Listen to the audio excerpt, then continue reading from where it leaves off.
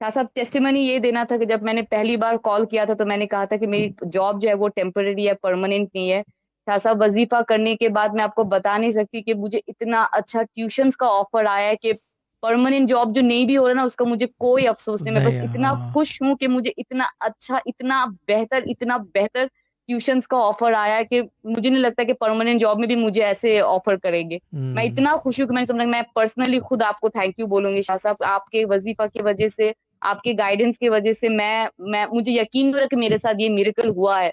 मैं इतनी खुश हूँ कि मैं बता नहीं सकती हूँ। मैं मुझे मेरे इस रिस्क के मामले से मुझे इतनी खुशी है कि मैं कैसे जाहिर करूँ, मुझे नहीं समझ में आ रहा है। नहीं, जैसे चाहें कर लें, प्लेटफॉर्म है, जैसे चाहें कर थैंक लें, यू देख सो रहे हैं मच हम शाह सब। साहब। मैंने, जब भाईजान मेरी क्या एक फ्रेंड कहते ने हैं भी, उसे, तो बताएं कैसे जाहिर मेरी एक करें, मैं फ्रेंड देख रहा हूँ इस वक्त, जाहिर करें। जाहिर करें या हाजिर कर लें। ठीक है ना, लेकिन मासी वाला किस्सा जो है ना, साकिब भाई इम्प्रेस हो गए इससे। साकिब